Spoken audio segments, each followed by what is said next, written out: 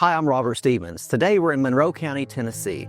Come along and join us to learn about some amazing history, enjoy some great local dining, and explore America's largest underground lake. Monroe County was established in 1819 and was named in honor of President James Monroe. The county is located in Tennessee's southeastern corner, formed from lands belonging to the Cherokees. In this video, we will visit the Tanasi Memorial to ponder the Cherokee town from which Tennessee derived its name, learn about curing ham and bacon at Benton Smoky Mountain Country Hams, eat a hearty lunch at a family diner in Madisonville, and venture through some caverns to the Lost Sea.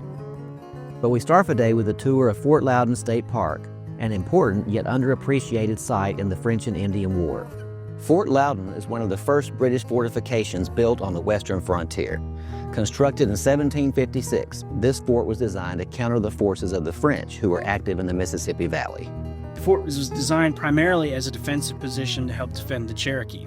Park Ranger Eric Huey helped bring the significance of Fort Loudoun to life with a very informative overview of the French and Indian War and how that conflict would ultimately lead to the formation of the United States. The Cherokee men were going up north primarily and fighting alongside the British against the French at the time, and that left their towns open and exposed to attacks, especially from the Creek, who were down here in the south as well. And so by bringing the British fort in here, they thought that would help defend them from the Creek and give them a stronger point for their folks to go to if they were under attack. And of course, the thing most people come for is the fort that's about 100 yards behind the museum. Almost a complete reconstruction of the fort as it stood in 1756. Fort Loudoun was reconstructed during the Great Depression and later designated as a National Historic Landmark in 1965. And then a lot of what we know about the buildings in the fort is directly from the writings of the commander to the governor of South Carolina, as well as some of the original drawings and plans done by the engineer that designed the fort. As with all wars, someone has to pay the bill. The French and Indian War, which lasted from 1754 to 1763, came with steep costs to the British. The taxes that would later be imposed on the colonies were a direct result of paying for this war. So the French and Indian War itself, it didn't change the context of America. We stayed British at the time, and that would later lead to us becoming Americans. But the taxes that were imposed to pay for that war would lead to us becoming truly Americans in the Revolution. The next stop after Fort Loudoun was to the Tanasi Memorial, which was established to remember the Cherokee town of Tanasi. From 1721 to 1730, Tanasi was the capital of the Cherokee Nation, and its civil chief was chosen to be the nation's first emperor. Today, the former town's location is underwater about 1,000 feet away from the marker. The memory of Tanasi is important for all Tennesseans as the state's name derives from this Cherokee town. Sequoyah is a well-known member of the Cherokee Nation. To further understand Sequoyah's life and impact, be sure to visit the Sequoyah Birthplace Museum. For over a decade, Sequoyah labored to develop a writing system for the Cherokees and introduced it to them in 1821. Within a few years, thousands of Cherokees became literate and popular writings have been translated into the language. The Sequoyah Birthplace Museum has numerous engaging exhibits that showcase the life and accomplishments of this noteworthy Cherokee.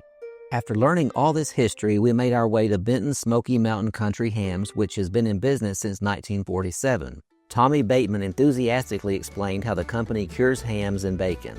The things that we make ourselves, the things we make here, country bacon and country ham, that's what this whole building is full of. That's what we've been making since 1947. But what we're doing hasn't changed. Country ham and country bacon, dry cured by hand. There is a lot more to curing hams and bacon than one might think, but Benton's does it all right. These are hams in cure. This is like step one, and there's a cooler on the other end of the building for bacon where you've got pork bellies stacked up in cure as well. For bacon, we can cure and dry and smoke and have it ready in less than a month. Hams take about 6 to 8 months minimum. The next step, they'll go into another cooler for the phase called equalization, where they're actually hung and you've got air movement around each individual piece. The drying really begins. So for hams, it's 2 to 3 months in cure, 2 to 3 months in equalization. These are about halfway through the process, and actually the smoke will get a lot more dense than it is right now. You can actually see the bellies right now.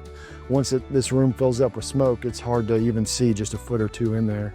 You can't fake the results. You can make bacon quicker, you can cure hams quicker a few different ways, but They don't taste the same as when you do it by hand the slow, old-fashioned way. After walking around Benton's Smoky Mountain Country Hams, I had quite an appetite. Thankfully, lunch was next on the agenda, and we chose well with Donna's Old Town Cafe, a family business in Madisonville that radiantly exudes Southern hospitality. So tell me about your restaurant. So my mom and I started, and she bought the building in '93. We opened in '94. I've been here the whole time. We have a full-service buffet. We're pretty much known for fried fish and fried chicken. We have those every day.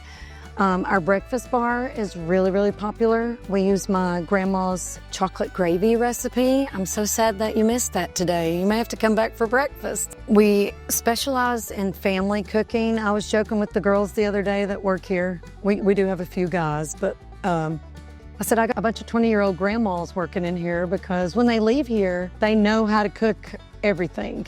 And so most of our customers feel like they've been to their grandma's to eat after they come in and eat with us.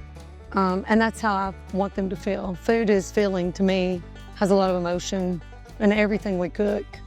Donna's display of Southern dishes blended well with the family atmosphere and friendly staff. Lunch was outstanding and tasted as good as it looked. And it did remind me of my grandmother's old-fashioned home cooking. Our final adventure for the day was to the Lost Sea, America's largest underground lake in Sweetwater. The Lost Sea adventure includes a guided tour of the Craighead Caverns, which is about a 3/4-mile round-trip walk on the sloping path down toward the lake and back up. Tours last about an hour and 15 minutes. First, groups walk down a long yellow tunnel to enter the cave. On the way to the bottom, a knowledgeable guide explains geological information and interesting historical facts such as how the Cherokees used the caverns and also an inscription of 1863 believed to be placed there by a soldier during the Civil War with a torch. Open spaces throughout the cave system have been used for various purposes in more recent history such as a tavern and to make moonshine. The underground lake was discovered in 1905 by a teenager named Ben Sands who shimmied down a narrow opening and found a large body of water. At the bottom of the cave, after a much easier entrance than that required by Ben Sands, visitors enjoy an electric boat ride on the fascinating 4 acres of water and gawk at the rainbow trout that are stocked in the expansive lake. Even today, the extent of this body of water is not fully known as only 13 acres have been mapped with more still to discover. Return to the surface with a much greater appreciation for geology and also the sunlight while perusing through the Lost Sea Village. While the Lost Sea Adventure is open daily, it's always advisable to purchase tickets in advance online. I hope you've learned something today about Monroe County. I also hope that you're even more motivated now to explore Tennessee's hidden treasures. We'll see you soon.